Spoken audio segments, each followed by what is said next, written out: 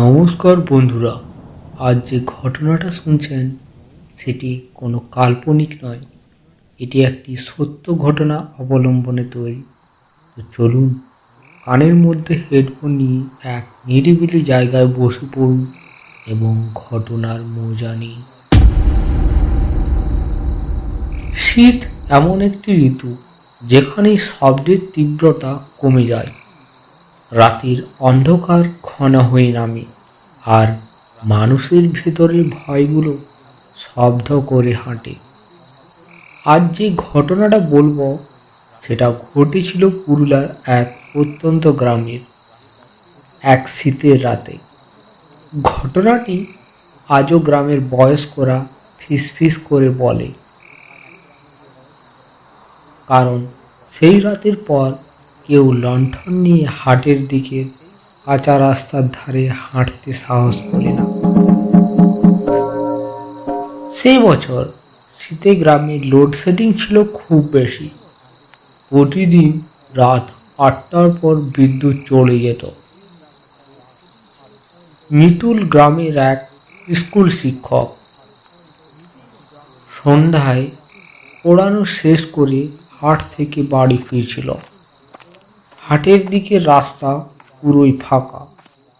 বাঁশবনের পাতাগুলোর খসখস শব্দে শীতের গা ছমছমে পরিবেশ তৈরি হচ্ছিল।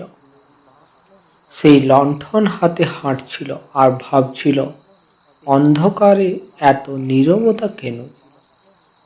মাঝে মাঝে মনে হচ্ছিল কেউ নাকি ঠিক পেছনেই হাঁটছে, কিন্তু ঘুরে তাকালে ফাঁকা রাস্তা, দূরে কেবল হিমেল বাতাসে মাটির গন্ধ।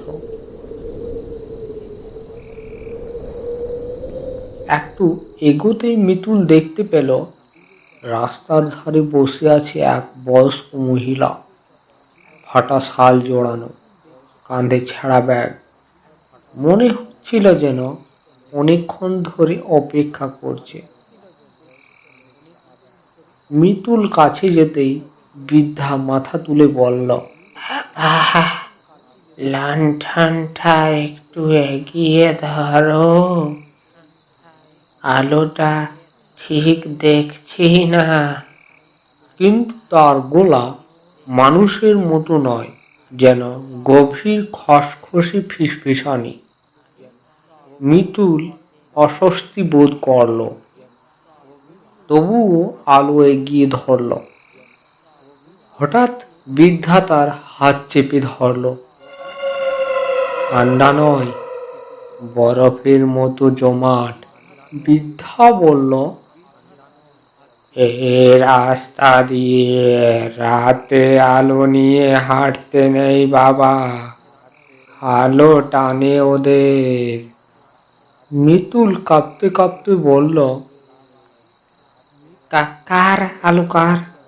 কার কথা বলছেন? বৃদ্ধা হেসে বলল, শব্দটা ছিল মানুষের হাসি নয়, বরং শুকনো ডালের ভাঙার মতো খটখটে। হাওয়া নেই, তবুও লণ্ঠনের শিখা তীব্রভাবে কাঁপতে শুরু করল। মিতুল হঠাৎ বুঝতে পারল, বৃদ্ধার চোখে কোনো মানুষের উষ্ণতা নেই, চোখ দুটো যেন নিছক ফাঁকা গর্ত। ঠিক তখনই রাস্তার অন্য দিক থেকে একটা ঠং ঠং করে শব্দ এলো, যেন কারো কাটা লাঠি কাঁচা মাটিতে ঠুকছে। বৃদ্ধা দাঁড়িয়ে পড়ল। মনে হলো হাঁটুতে হাড় নেই, পুরো শরীর বাঁকা, হাওয়ার বিপরীতে দুলছে। সে বলল, ওরা আসছে বাবা, আলোটা নিভিয়ে দে, না হলে তোকে নিয়ে যাবে।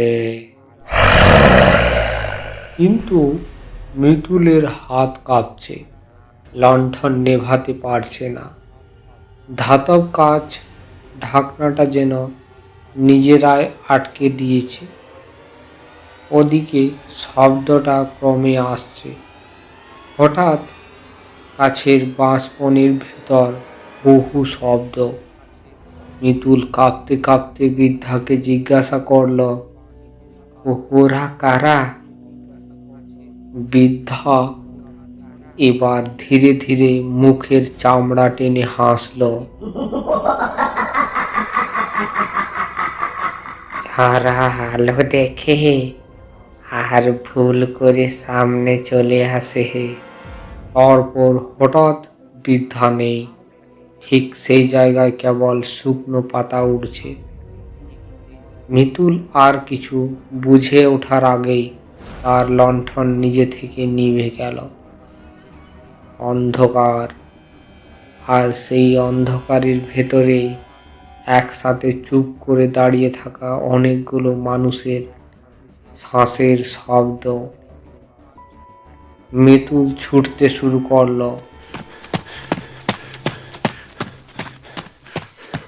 কিন্তু পায়ের নিচে যেন কাদা নয়, ঠিক যেন কারো ঠান্ডা আঙুল তাকে টেনে ধরেছে। হঠাৎ মাথার ওপরে ফিস ফিস, আলোক ধরছে, গ্রামের মানুষেরা পরে বলেছিল সে রাতে দূরে একটা ক্ষীণ চিৎকার শুনেছিল তারা, কিন্তু কেউ বেরোনোর সাহস করেনি। পরদিন সকালে রাস্তার ধারে মিতুলের লণ্ঠনটা পাওয়া যায়। কাঁচে গভীর নখে আঁচড়, আর ঠিক লণ্ঠনের নিচে একটা শুকনো কালচে আঙ্গুল। মিতুল কোথায় গেল তার কোনো হদিস আর পাওয়া যায়নি। শীতের রাত, অন্ধকার আর পুরনো লণ্ঠন। লোকজন বলে আলো নাকি ভূত তাড়ায়, কিন্তু সেই গ্রামের মানুষ জানে ও রাস্তায় আলোরায় ডেকে আনে ওদের। আজও কেউ যদি ভুল করে লণ্ঠন নিয়ে সে পথে হাঁটে, হাওয়ার সাথে ভেসে আসে একটা কথা,